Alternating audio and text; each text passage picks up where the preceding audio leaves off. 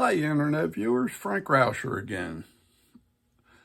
On our last video, we pretty much got everything burnt, sealed as far as the beak and stuff like that. So what I've done since then is that I sprayed this bird with a Krylon spray. Now, the biggest problem we have today is Krylon has changed. I don't know if it's the formulas or what. And I've tried to ship some of this out, and you can't ship it out in the mail or anything like that. So, because the post office, most outfits won't ship aerosols. So, I'm going to try to find another option for you. I used to use gesso, and I don't like it because it's so heavy that it fills the voids of the texturing that you put in with a burning pen. So over the years, I've been using this Krylon spray. It started out as number 1301. Then Krylon made it 51301, which is this one here. And I understand they changed it again. I don't know if they're still making that formula, but it originally was 1301, then 51301. I don't know what it is now. So I'm going to try to see.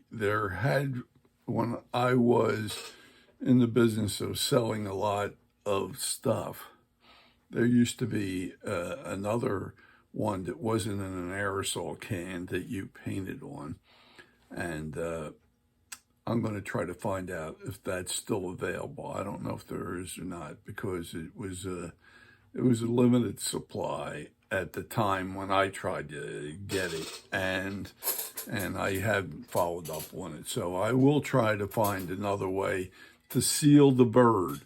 And the reason why we use this is because I sprayed a whole thing, and that will soak in. And that was the nice part about this. It didn't lay on the surface like a lot of the Krylon sprays are like a sealer that stays on top. This soaked into the wood, and it actually seals the wood, and that's what I used it for. And it doesn't reflect the colors underneath, even though when I do paint under here, I try to water down my white paint to show some of the shadowing, so you get the illusion of a lot of feathers in there when they're not. So that's another trick I play. But I just want to let you know that I will try to find another source for material to use. If you really between a rock and a hard place and you need to use gesso, you gotta really water it down. I'm saying like a quarter of the liquid of gesso to 3/4 of water. So it's a 3-to-1. Okay, if you're going to use gesso, you really want to water it down, stir it up really good, because it's got a thick consistency, and it's just a heavy unit. It's great for painting for canvases and things like that, but we're not trying to fill voids, which it will. So that's what I'm trying to avoid. But I'm going to start in on painting this, and I'm going to show you how to do this on a step-by-step and walk you right through it and see if we can't make this really come out looking very realistic as a black-capped chickadee. So bear with me, and we will start on the painting. Okay, just for those who I haven't shown this for a while, but here's the black-capped chickadee as I had done originally. And this one here is one I did a while ago, and now I'm proceeding on to the newer one, which is this one here. But what I want to do is show you what the old one looked like so that you know where we're going to go, okay? So I hope this is in the range of the camera and you can see this well. I'm trying to tilt this so it gets you to there. And what we're going to do now is, like I said, I used the Krylon spray, which is this guy here, and it's a clear, and the number is 51301, which is a gloss acrylic clear, crystal clear spray, okay? And I know it has changed again, so I don't know what exactly it's called now, but I will try to find substitutes if you can't get a hold of it anymore. I'm not sure if Krylon is still making it or not. Now, after you spray it, and what I usually do is I'll hold the can about maybe 6 inches away and spray it. I usually hold the tail. I'll spray it one side, the other side, making sure I got everything. Then I'll come around and I'll spray the tail. And then I let it dry. In this case here, I let it dry for, I think it dries pretty fast, but I let it go for about an hour just to make sure everything's really dry. Now, what I'm going to also have to do, and I don't know, let's see, yeah, here it is. The beak, because we had super glued the beak originally, and to give it that bony look, the Krylon spray doesn't penetrate in, and it stays as a glaze on there. Like most Krylons, they're acting as a sealer right on the metal, you know, so you see that glaze. So what I come in and I sand the beak down and do that both top and bottom like I'm doing now here, just to get the glaze out. And when you get done, you shouldn't see any sheen coming back at you, so that you know you got everything okay. Don't worry about the eyes, because the eyes will clear out once we start applying paint. I'll show you. It cleans up pretty easy, so that's not a problem there. So and of course, before you even have sprayed it, you want to dust it. And I think I mentioned that before. I use a rotary brush. It's a horsehair, and you run it at half speed and you dust it all out before you spray, okay? Definitely want to get all the dust out, and it gives you all the markings we have will be more showier that way, okay? So I want to make sure that that's in play there. So now what we're going to do is, I like Liquitex paint, so I use this here paint here, which is titanium white, and I use this as an undercoat. Now, mostly, like if you go to gesso, you can get white gesso, and like I say, you got to really water it down to get it to what you want it. But I like this titanium white, and what I do is I get a tray, an empty paint tray, and I get about, maybe about a pea size. I'm trying to get that out.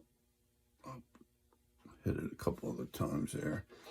but about a pea size will do it, maybe a little less than a pea. And then what I do,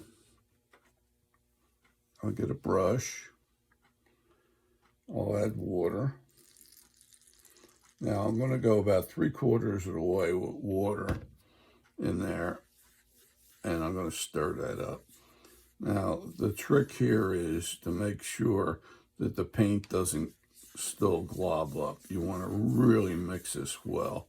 So I usually start out with about 3/4 of the paint like this, and I want to stir it well, and let's see, and I think I got most of it mixed pretty good. So you want to mix that up really good, like so, and you don't want any hard clumps of paint still floating around. There's still a little bit left, so. But if you got most of it dissolved in the water, then we're good, okay? Now, here's what I'm going to do.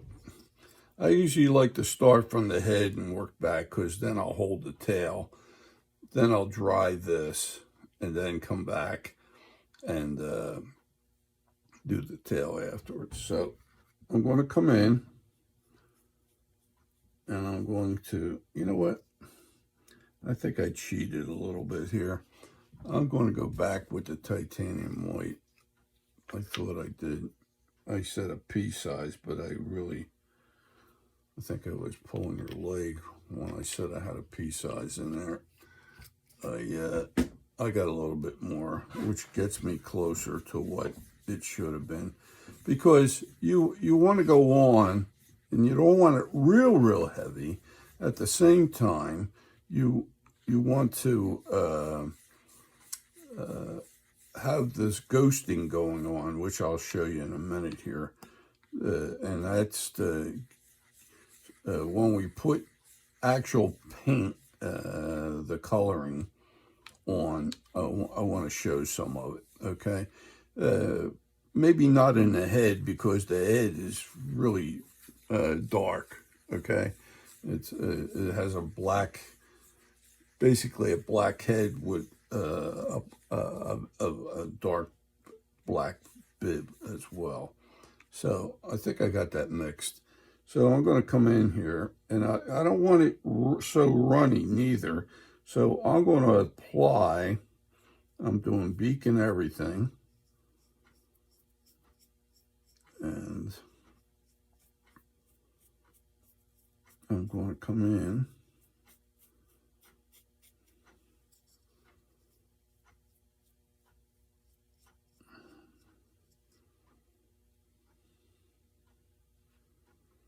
And I'm just going to keep on coming down. The other thing that I noticed, and I'm going to show you all the problem childs here, is that we have some quickwood. And quickwood, because it's like on a putty, you're going to have to go a little heavier where you may have used quickwood.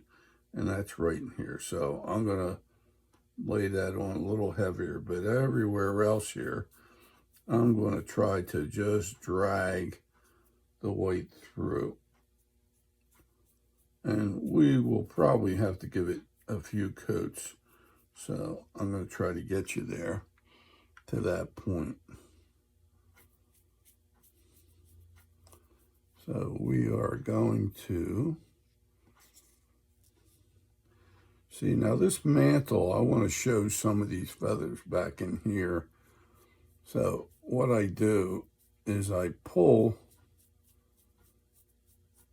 the paint through. I don't want it just soaking in puddles.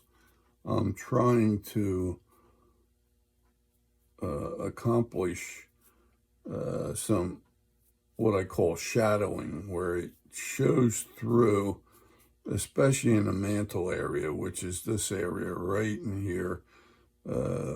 like I said, the head is black, at least a good portion of it. Some of it's white, which is down in this area, but I try to spread the white so it doesn't turn white all over the place, especially in the mantle area. Back here, I don't care. Okay, and what I do is I come all the way back. Unless you want to do some finger painting, I try to, now I'm really flooding this more than I would like. I would always like to dab my brush out a little bit or wipe it off on the tray so you don't come on like full gangbusters like what I usually used to tell my students. You're not painting a porch. So I'm trying to come in. Now, I notice I'm having a little difficulty in this one spot because I know between the Krylon spray and the, what's the name? The Quickwood, it's going to gather like that and separate out. So what I'm going to do is just come in with some right almost out of the tube, almost, but I'm just taking so little, so it just gives me a nice white base. And while I got it, I will hit a little bit on the beak, but I don't want to do that all over the body.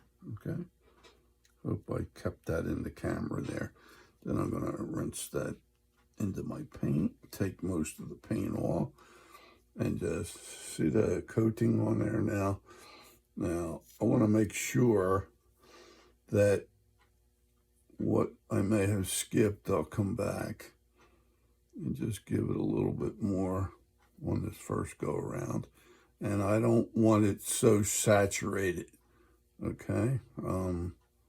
Doing this for the first coat, okay? And I haven't touched the tail basically because I'm holding this up. Now I'm going to put this on the cup here. I'm going to get a cup that I can rinse my brush out on. Let me do that. Because you always want to rinse your brush out. And then I will just clean off the excess that may have been on the end. This brush has seen better days, but this is a good applicator for the undercoat. Okay.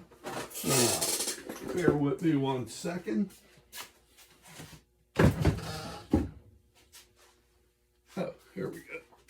I do have it.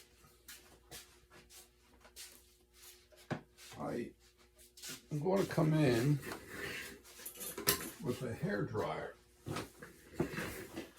and that's this here.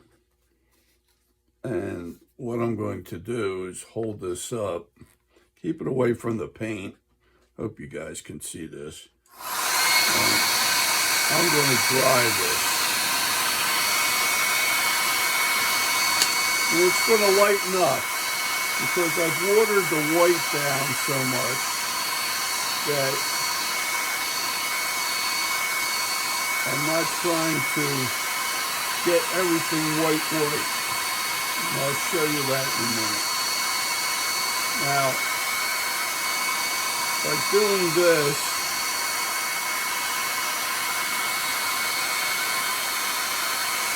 I'm trying to get this really dry so that I can handle it. And the more coats you put on like this, watered down, it will start grabbing, and you will get a white.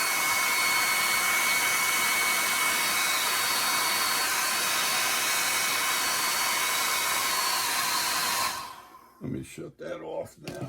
Now, what I was talking about before as far as ghosting, you can see the marking still coming through. And the only place I'm concerned with is this mantle, which is right in here. I'd like to leave that not so white. The head is white up here, and I'm sorry, which is black up here. So we're going to really darken that, so you're not going to see much of that.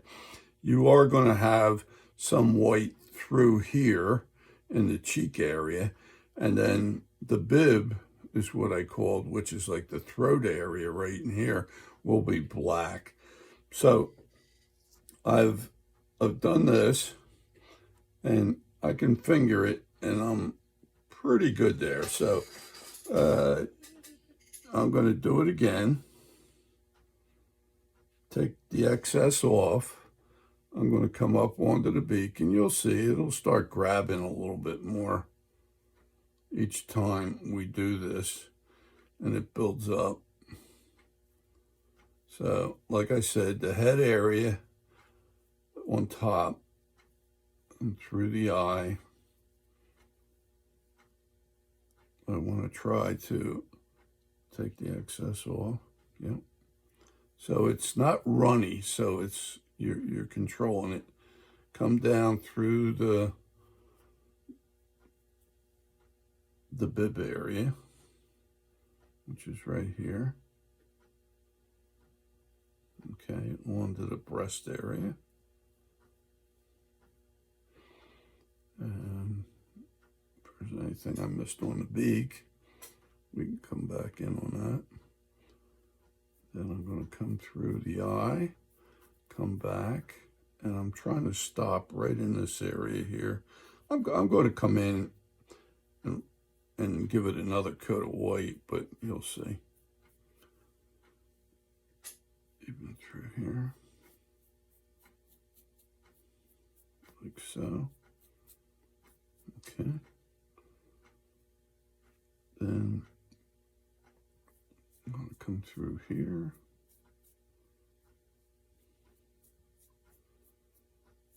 And I'm going to take some water from this cup, which you're not seeing probably, and just water it down a little bit more when it comes into the the mantle area here, like so. So that will come through. Okay. Now, as far as the back, the wings itself, like in here,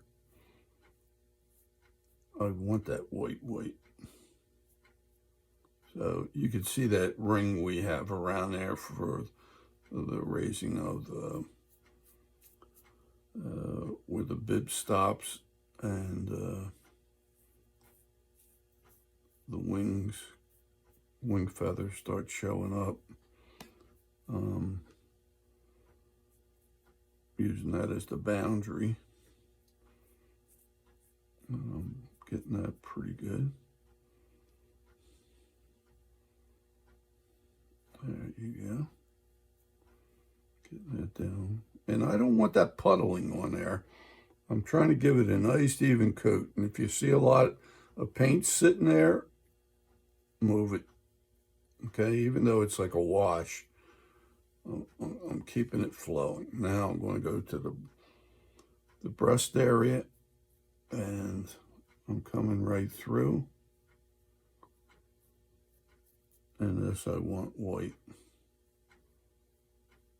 So you can go a little heavier. Not heavier, but I'm trying to get this white. Okay. And that's pretty white, as you can see. So I'm going to sneak down into the rump area here and try to get some on the tail. But on the next step, I will literally do the tail, okay? But right now I'm going to dry this pretty good. So I'm bringing the hair dryer back in again. And I'm really going to make sure that this is getting to the point of being really dry. And if you don't have a hair dryer, what you would do is just paint this on, walk away for a while, give it about a half hour, and then come back and do another coat. This tends to accelerate how many washes you could put on here. And it's good to have a hair dryer if you have one, which will really speed up the painting process, which is ideal. And they're not that expensive.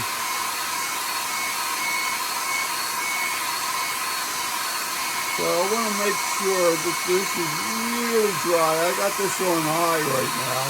Hope you can hear me pretty well. But I want to try to get this so I can handle it. And I will probably give it another coat, but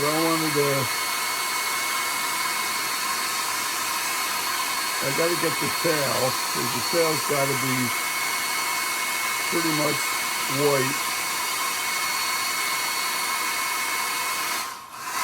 But now,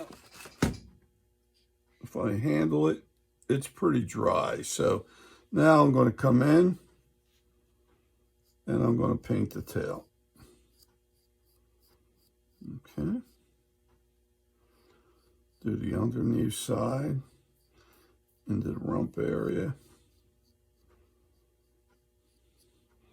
And get into all the edges and the nooks and crannies, I call it, to make sure that there isn't any bare wood showing. Okay. Now, if it looks like I put a lot of paint on there, I'm moving it. So I'm sort of thinning it out as I go here, in here. And I want to make sure that I don't have it puddling neither. So if need be, I can bring it up onto the wings and stuff like that. You want to make sure you got the ends and you get this really good. Okay. Now, I'm going to come back while I got this, and I can hold it like this. I can do the breast again. I don't want to go too far on the undercoating here. Some get a stick with like a bit, like a threaded bit that goes in, and you can buy them too. Stanley has them. They look like a starter for threads for putting wood screws in, and you can get one and screw it in right about where the middle of the breast here, so that you can use that on a stick and you just hold it. I'll have to show you that. And that's another way of dealing with it. I'm doing it by hand here, so this is so I've got the tail one coat, and I got the breast for another coat. So here we go again. I'm going to dry this one.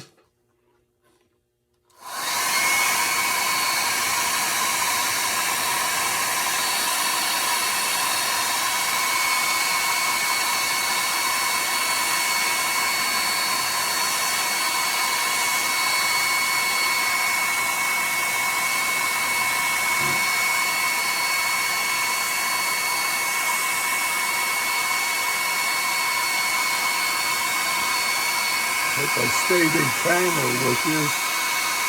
So you can see the tail needs a second coat. Let's see how dry we are. We're not too bad. So I'm going to come around, and I'm going to try to do the tail, and I'm going to try to do top side, and that would be the wing itself. So this is my second coat on the tail. So I don't want it flooding, okay? I want to spread it so it goes on evenly, even though it's white. This is an undercoat. And I want to get the edges. Don't forget the edges. And even under here. Now, I was trying to keep this mantle freed up. So here's what I'm going to do. I'm going to follow the mantle. Mantle is this ring that we sort of relieved and raised up a little bit. So I'm going to come up to there and everything else below it gets another coat again. Okay, like here. And then up here, all the way around. And I hope you can see this and I didn't move out of the camera range again. And here, like this. Okay. And see how some of it's showing the underneath side there. And you want to do along the wings and the breast area there. Okay, let me rinse that out just to get the paint off. Then I'm going to hit this again.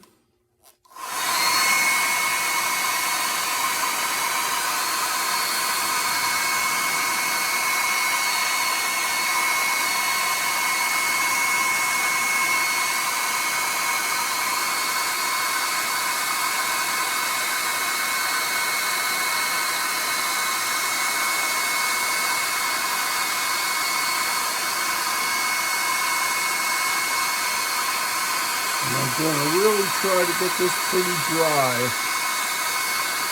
You can see the breast area is getting a lot whiter. And the tail is getting whiter, but it's not there yet. We'll do one more coat. And again, if you made it heavier, the mix, you would get there faster, but then you don't have it what I call controllable. So here's what I'm going to do. I'm going to start with the beak again, and I don't mind doing this. This is me. The white area is going to be right in this cheek area here, coming back and around. That I want to try to stay off of, or I should say I want to, yeah, I guess I do want to paint that. It's all of it. Right in this cheek area here. Right here. So I'm going to whiten it anyway. Forgot. I'm thinking, but it's here. It's the mantle. The mantle starts right. This should have been where the part of the mantle, but from the cheek down to about here and around to the cheek, that gets painted white. Okay, so what I'll do is I'll rinse my brush out to get some white, and then I'll take a little bit of the paint off right here. And this is, I'm trying to protect this mantle area. But here we go. I'm going to do it like this. So it's not earth-shattering if you get everything white, but I like to try to show this up anyway, the mantle area. So this gets all white. The beak gets it again. The underneath side here coming down. And then it starts the wing right in here. And we will give the wing.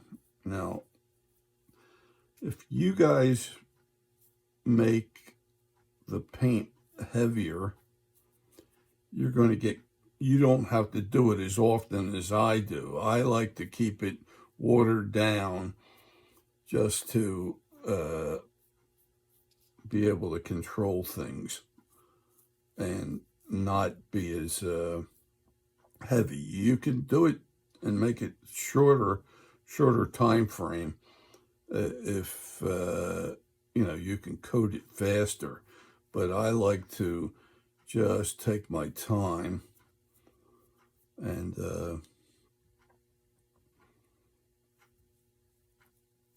not go so heavy, because like with all the heavy painting that goes on, you tend to fill the voids. So I'm not trying to fill the voids.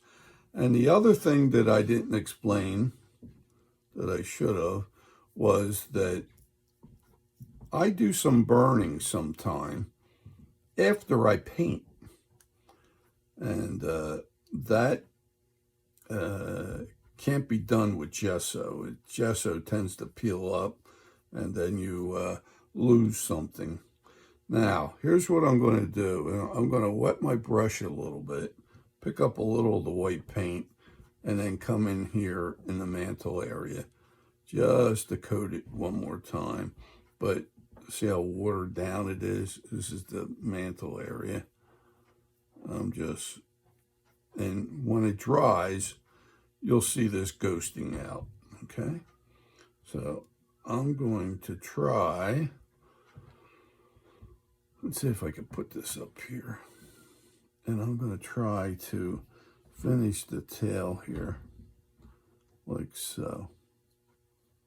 Okay, with the last coat. And I used basically all of the paint I had there. That worked out pretty good. So there is that complete, okay?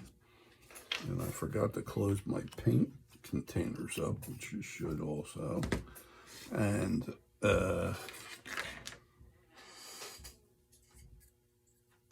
so I got that going pretty good. Now, we're going to let that dry, and that should be what we need to do as far as getting the look for priming. Okay, so this is priming for painting, and when I come back on the next video, we are going to start adding color to it. So I want you to remember, you got to sand the beak down to get the glaze off of it, and hit it with white, and I water. I do about I probably want about 3/4 of a pea size to about 3/4 of a cup of water in here, and mix that real good, and then try to keep off the mantle with real heavy stuff, okay? And you can see the mantle is ghosting through the head area. It has lost a little bit, so that's fine. And if you go a little heavier on the mantle, don't worry about it. It'll work out anyway. I'm just trying to get the mantle to be a little more showier. And let's see, I don't know if it shows up on here or not. No, it doesn't. So I hope you got something out of this one as well. If you did, I'd ask you to give me a thumbs up, and if you would subscribe to my channel or let other people know about the availability of my channel, I'd appreciate it. And I will see you on the next video, and we will be painting. So thanks again, and see you on the next video.